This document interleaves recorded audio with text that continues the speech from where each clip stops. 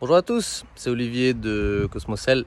Alors je fais cette nouvelle vidéo pour vous présenter l'utilisation de l'appareil de mesure du potentiel redox qu'on a déjà vu dans une vidéo précédente.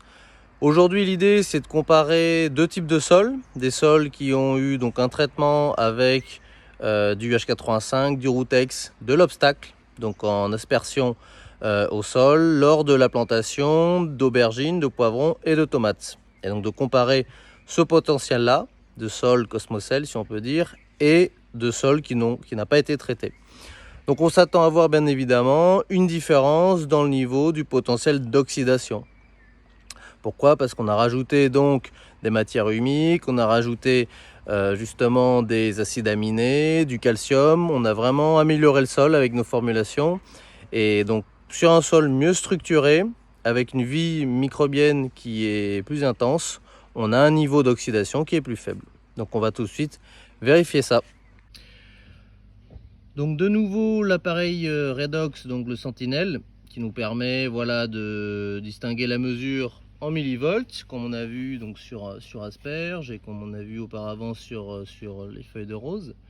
Les deux électrodes donc nous donnent la mesure. Donc là on est sur un sol qui est non traité avec donc les produits Cosmocel. Le plateau, voilà, on va bientôt l'atteindre, sans doute aux alentours de 195 millivolts. Par rapport au pH, donc aux alentours de 7, on va pouvoir ensuite transposer sur le diagramme donc redox et comparer les différentes mesures. L'idée c'est de faire à peu près 5 mesures dans les deux types de sols.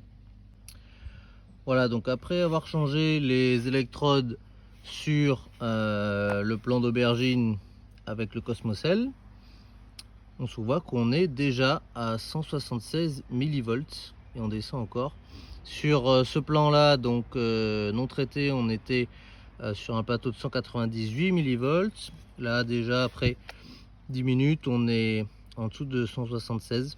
Donc c'est intéressant de voir qu'une fois de plus l'écart d'oxydation est confirmé, à peu près un peu plus de 10% d'écart.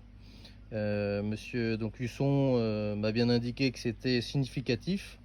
Donc des résultats très encourageants pour montrer donc l'efficacité entre des traitements Cosmocel sur des sols et des éléments, donc des sols qui ne sont pas traités. Voilà, donc affaire à suivre.